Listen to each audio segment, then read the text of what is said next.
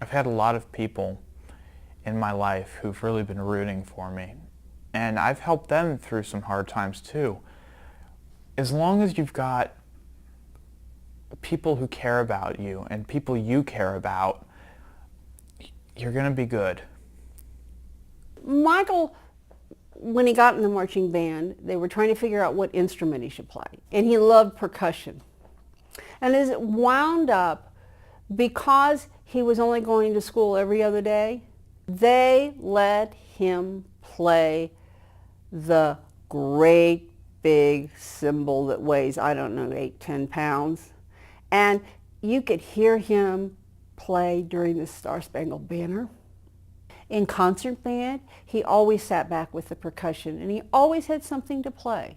And even if he wasn't playing, I can remember there was one of the contests that he wasn't playing in because he had missed so much school. He went to the contest as a member, and he helped them set up, and he was supportive. So the band, both the marching band and the other band, concert band, accepted him. And he was, totally accepted by the kids and the parents. Just knowing that I have people that I can talk to, I could say whatever it is that I need to say, and they're not going to judge me. They're not going to want to avoid me the next time they see me. But I have people in my life who are very, very understanding and supportive, and they nurture me when I need it. And I, in turn, do the same for them. Definitely the people who I've met through doing the Resiliency program have made a huge impact on my life. And definitely my family, because they are my support system. They're all I have. I mean, my friends help a lot too, but my family's with me all the time. I have a very close support group, of network of friends who have been with us the entire journey, from the time Rachel was born until now. And having those people in my life are probably the best part that support my resilience. Our family has been very fortunate to have a number of mental health support people who have brought so much to our lives, and especially have been a blessing to Bill.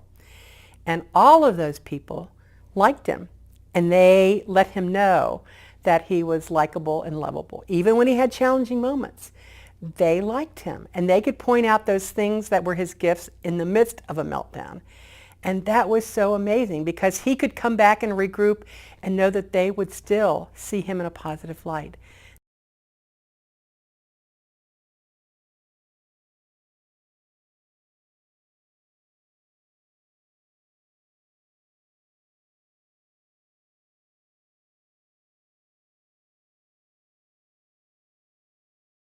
It's important for all of us to have goals, and I believe dreams too. Dreams are what take us to a forward-looking place, that we believe that there is a future that we can accomplish and feel good about our lives. But those kind of expectations that are kind of those benchmarks that get us along the way will help us experience success or failure. And all too often, the expectations put on the families and our kids are not realistic. People who don't walk in our shoes don't understand. Getting through a day is an incredible accomplishment sometimes. Providers can play a really important role in helping our kids be successful and to meet expectations, as long as they're reasonable, as long as there's support to make it happen, and there's a positive outlook that, yeah, you can do it, and I'm going to help you. Make a goal so I can reach it, and then once I reach it, then you can raise it. This sounds really simple. It sounds like something anyone would say, well, yeah, duh. But for some reason, I've had lots of providers set a goal for me that was either unreachable, and they then talked about how disappointing it was that I wasn't able to reach this goal and how I needed to do better, or they would set a goal that was reachable, and then they saw that I was getting there pretty fast, and then they say, oh, well, we're going to raise it, instead of letting me get there and then raising it to something that's a little more challenging. And when that happens, it just makes you feel like, well, I'm never going to get to my goal because it just keeps going up. It's pointless. I never have that sense of accomplishment of actually getting to my goal and reaching it and knowing that I did that. I know in some systems, such as in the developmental disability system, there's so much emphasis putting on looking at the environment and how to structure things so the child has the opportunity to learn at the maximum level, to be able to develop skills and optimize those. But it doesn't happen very often in the mental health field. And that's really a shame. One of the very basic accommodations that Bill got in high school was a yellow index card that, though worn and frayed and bent, and got him through 4 years of high school. And we kind of think of that as a magic yellow card, but that card was an accommodation that represented the school and the teacher getting what Bill's needs were. On his first week of high school, he had a major meltdown. Through some circumstances, no fault of his own, people thought they were being helpful, and he just couldn't handle it. So he shut down and ended up with his hands over his ears, just like spread eagle on the floor. And nobody knew what to do for him. They called me and we came and we talked about it. And they realized that he was just so overwhelmed that he just couldn't function. And so the teacher said, well, what can we do? We want you to come back. We want you to be here. We failed you. How can we help you? How amazing. It's not that you messed up and you caused this ruckus, but we failed you because we didn't know how to help you. And that what they agreed upon was a little yellow card that he could carry with him. And when he felt overwhelmed or felt stressed or just felt like he needed a break, he just had to take out the card and put it on his desk. He didn't have to be embarrassed. He didn't have to ask. He didn't have to make excuses. But he could go, and they had pre-appointed places that he could go and just kind of relax. If he needed to talk to somebody, this is the person to go to. If he just needed to be some time on his own, he could go there. It wasn't a $25,000 a year aide that's going to shadow him in high school and be like really really awkward for a teenager.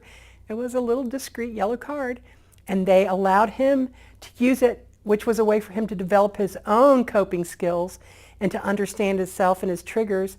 What a wonderful gift.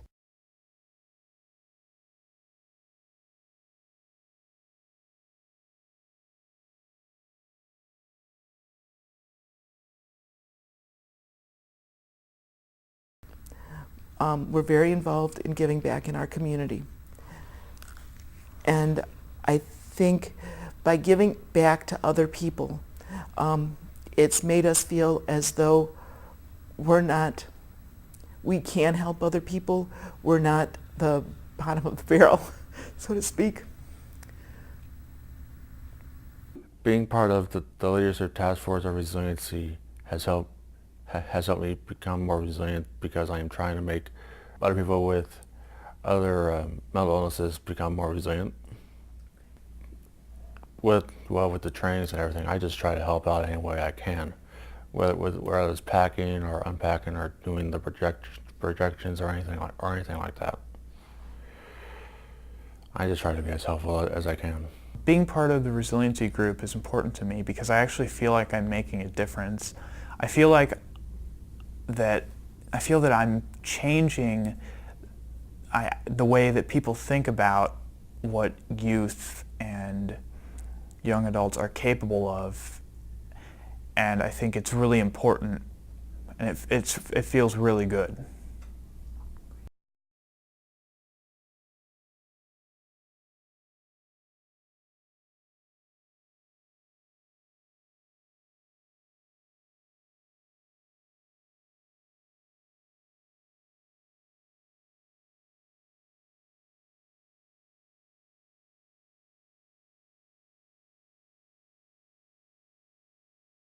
What's really important, and what a lot of providers that I've worked with have just completely ignored, was they've always focused on what was wrong with me, and they never really focused on what I did well.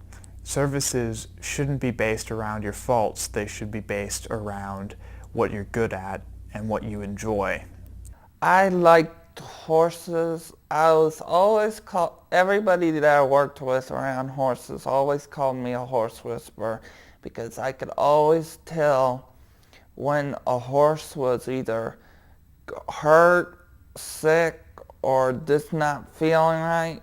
In my vocational school program, a total of 3 horses I worked with: Kaja, Dakota, and Julie.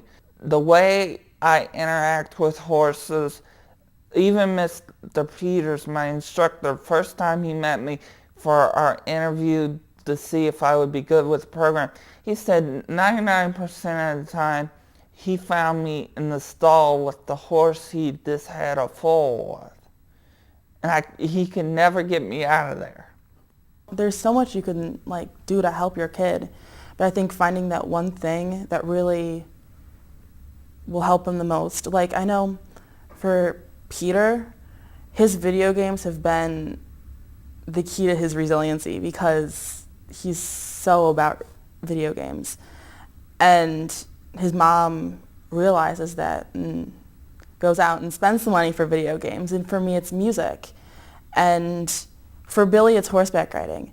So I think our parents realize the keys to what makes us resilient and then help us go towards them.